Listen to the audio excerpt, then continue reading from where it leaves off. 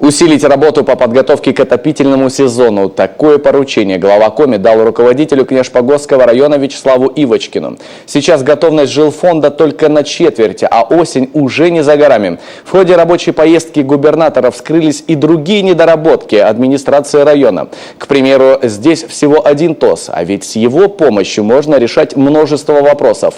Надо только помочь населению с организацией, считает Вячеслав Гайзер. Впрочем, были и положительные моменты. Обо всем по порядку Ольга Коняева.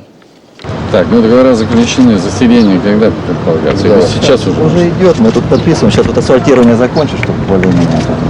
Пойдемте посмотрим, мы тут получится.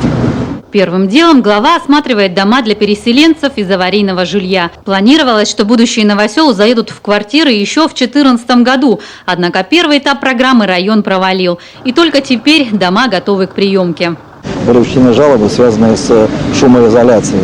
То есть вот эти 4 дома, которые в настоящее время уже начинают заселяться, там шумоизоляция изменена и улучшена.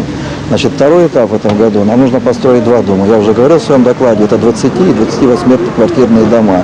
Рядом возводят двухэтажку по другой региональной программе. Здесь будет жить население целого поселка Сидьюдор. Его признали неперспективным, после чего сельчане получили субсидии на переселение.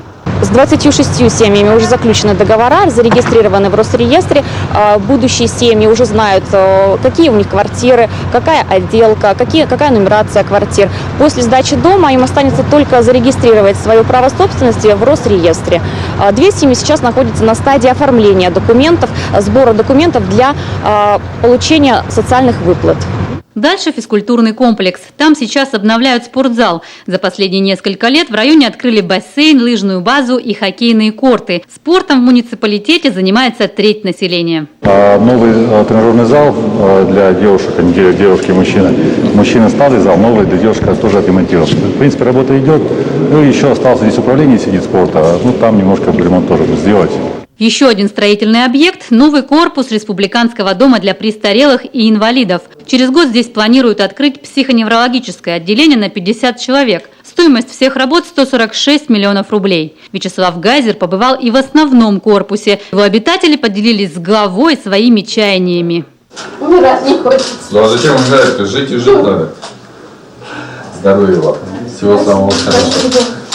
Предметом гордости в Емве стал новый расчетный центр. Частная структура работает по принципу одного окна. Здесь паспортный стол, а также начисляют и принимают коммунальные платежи. Главное – без процентов. В планах расширение услуг. Сотовая связь, прием платежей за антенну. В перспективе мы хотим даже оказывать услуги по продаже авиабилетов и ЖД-билетов. Вячеслав Ивочкин показал главе и обновленную систему тепло- и водоснабжения. Долгое время коммуникации в районе не ремонтировали, из-за чего страдали не только жители. Жилищно-коммунальное хозяйство несло огромные убытки – 127 миллионов в год. В 2014 году по программе модернизации теплового оборудования в районе ликвидировали 6 угольных котельных, заменили ветхие инженерные сети, провели техническое перевооружение. Благодаря этому удалось сократить многомиллионные убытки и повысить качество услуг. Но, несмотря на положительные сдвиги, ЖКХ остается самым больным вопросом в районе.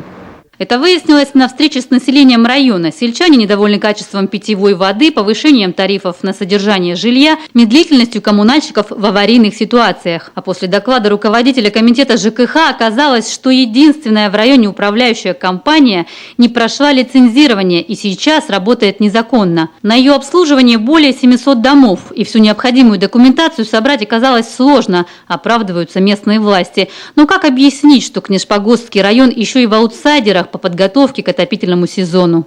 С той скоростью, которая идет подготовка жилого фонда, вы 50% через месяц не будут готовы. Вот что важно. С лицензированием, конкурсами и прочими вы в рабочем порядке с комитетом разберетесь. А меня волнует фактическая сторона дела. Что вы намереваетесь делать для того, чтобы к началу отопительного сезона жилой фонд был готов? Людей-то ведь только это будет интересовать. Ежедневно в этом плане проводится работа. Значит, она проводится недостаточно и не так. Вячеслав Гайзер поручил комитету ЖКХ вместе с Вячеславом Ивочкиным немедленно разобраться в ситуации. К тому же губернатор упрекнул местные власти, что они неэффективно работают с арендаторами земли и муниципального имущества. За полгода накопился долг в 17 миллионов рублей. Ольга Коняева, Олег Юшков, телеканал Юрген, Кнешпогост.